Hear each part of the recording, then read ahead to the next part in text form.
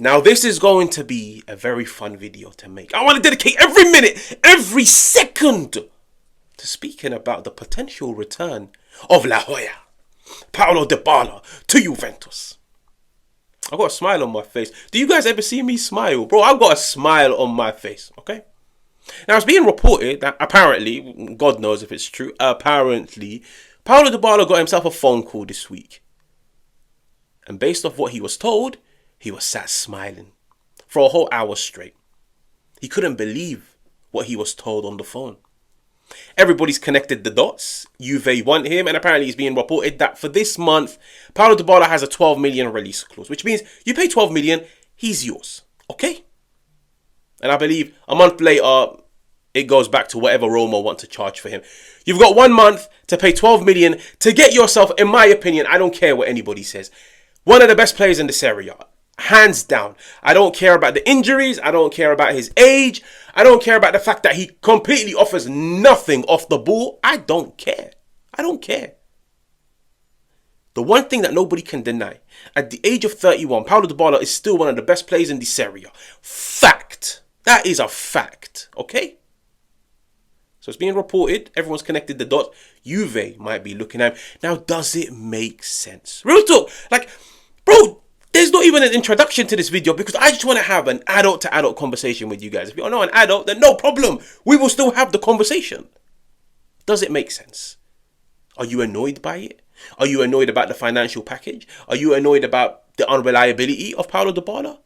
Is that inner sentiment, that inner bias of yours now taking over and you just want him back? Or are you happy? Which one? Which one out of the three? Because I'll be honest with you guys. When you look at Dybala, what he's contributed to Juve's success in the past decade, 10, 15 years. 5 Scudettos, I believe 11, 12 trophies in a Juve shirt. Goals, flair, dynamism, trickery. Like, he's one of those guys that always has you on the edge of your seat. Even now, when he plays for Roma, I'm on the edge of my seat. When he gets the ball, I'm thinking fireworks. Fireworks. But I also do know when Paulo Dybala drops to the floor, I know it's game over. I know. If Paulo Dybala drops to the floor, he ain't getting back up. He ain't. You have to take everything. You have to take the good and the bad. And I'll be honest with you guys. When it comes to Paulo Dybala, I feel like the good outweighs the bad. I'll be honest with you guys. Listen, I know everybody's going to say, Haj, the injuries.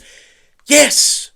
But at the same time, I feel like if you manage him and you don't play him every single week and you don't play him 90 minute after 90 minute after 90 minute, brother, you've got yourself a serious footballer. Serious footballer. The most technically gifted. He is the most technically gifted player in the Serie A as of now. And I stand by all of this. And I'll be honest with you guys. I feel like he's got unfinished business with Juve. I feel like he's got unfinished business. The way he went out, I never liked it. I'll be honest with you guys. The way he went out, I never liked it. I never used to make YouTube back then. I never ever liked the way he left Juve. There was a verbal agreement of him being offered a certain length of contract with a certain amount of money. 3-4 months later, Juve changed their mind. They go and pump serious money into Dusan Vlahovic. He's upset. He feels like there's been a breakdown in communication. There's a lack of trust. There's a lack of respect. He leaves for free. This dude was crying on his final game. Fans in the stadium were crying because of his final game.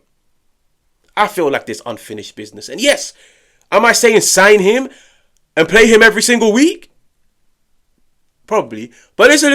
No. Let's be objective. Am I saying sign him, play him every single week? No. Manage his minutes. But this is a dude, you bring him off the bench for half an hour, he'll have a far bigger impact than Dusan Vlahovic. He'll have a far bigger impact than Nico Gonzalez. He will have a far bigger impact than Francisco Conceição.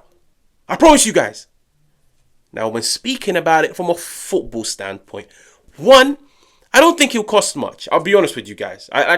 Dybala, for me, I don't look at Dybala and say he's one of those guys that will continue playing football till the age of 36, 37, 38, 39, 40. No. Dybala, for me, 2, 3, 4 more years. Maximum. Like, Dybala will retire 34, 35. In my opinion. I feel like he is in the latter stages of his career. He's in the twilight years. Even though 31 for footballers nowadays is young, but Dybala, the way his body works, I think he's got a few more years in him. He knows he's got unfinished business with Juve. He loves Juve. Even to come to Juve, to come back to Juve on a cut price, not much money. put on the Juve shirt again to contribute, bro, listen, I'm all for it. Now, listen, I keep telling you guys, we're going to speak about it from a football standpoint. From a football standpoint, this is how I look at the game. Now, everybody's entitled to look at the game in whichever way they like, okay? Juve under Tudor next season, they're going to be dynamic. It's going to be high pressing. Dybala don't high press. I'll be real. You look at Dybala and you tell him high press, he'll be like, no habla inglés. No habla. I don't even know if that's Spanish, but he'll basically tell you, what are you talking about? High press?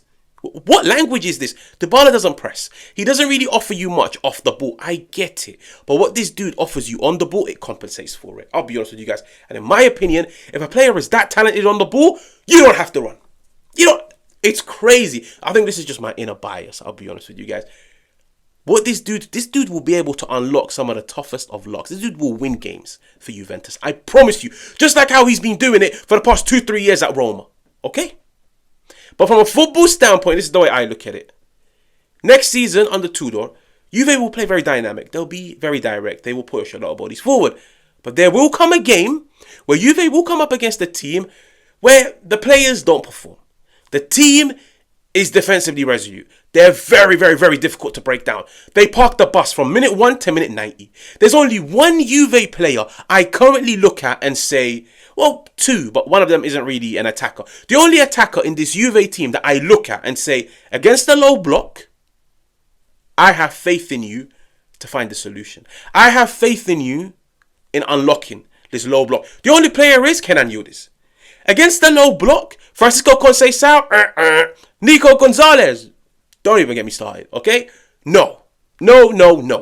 Those dudes are more dynamic. Those dudes are more, give them space in behind, give them space to carry the ball, they will hurt you.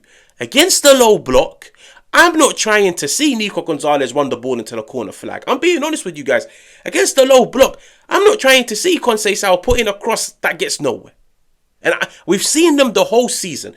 Game after game after game. Some players suit low block matches because they're technically gifted. They've got the IQ. Some suit the more vertical approach where we can play, where you can play on the front foot, where you can launch the ball into space and they use that physicality of theirs to get onto it. Paulo Dybala, for me, you bring him on with half an hour to go against any team that's looking to take home the 1-1 or that's 1-0 up and they're defending for their lives. You bring him on, Juventus go on to win the game. I promise you, Juventus will go on to win the game. When it comes to squad building, you have to build a squad that can handle every single situation on the pitch. High line, so teams that deploy a high line, you need to have fast players, no problem. Low block, you need to have those technical players that are smart in those congested areas. Players that can create that half yard. Players that can beat the opposition. Players that are technically gifted. And last season, how many times did we see it where Juventus came up against a team that was looking to sit back and defend? All eyes were just on Kenan. And the other player was Kefram Turin, but he's more of a midfielder. Everybody's looking at Kenan thinking, what can you do against this low block? That's too much pressure on a kid. But imagine 3-4-2-1, two roaming number 10s. Kenan Yildiz, Paulo Dybala, two technically gifted players. It's just making sense. It's making too much sense. Now, don't get me wrong. I've sat down and waxed lyrical about him at the moment. As long as the price is right. I'll be honest with you guys. As long as the price is right. If he tries to charge 10 million, send him to Boca Juniors. No. As long as the price is right, and I feel like he will definitely be open to negotiations, I feel like he will definitely come to Juventus. Okay? Now, this might just be a hypothetical situation. This might not even be true. I'm telling you guys, from a football standpoint, you need players that are technically gifted. You need players that are physically gifted. Then you need players that are gifted in both departments. Okay? And on top of everything, you need players that remain mentally locked in. This is a guy that's been there, done it before. He's won. Like, let's be honest. He played for Juve when Juve were top of the food chain. And you have to bear in mind, when you're top of the food chain, there's more pressure on you. He delivered the goods game after game after game, season after season after season. Even if it's not just from a football standpoint, bringing in a winner into the second youngest team in this Serie A, it's a net positive. I'll be honest with you guys, it's a net positive. I would love to see it. I'll be honest with you guys, I would genuinely love to see it. Like next season, yeah, God, I have one wish. If next season I get to sit down and watch a Juve game, Kenan, Dybala, Dusan Vlahovic, whoever the striker is, I'm over the moon. I'm over the moon. But I would actually love to hear you guys' opinions in the comments. Give me like an insightful breakdown. Why you're for it, why you're against it, or maybe you're just excited like me. Now make sure to like, make sure to subscribe, and I will catch you guys on another one.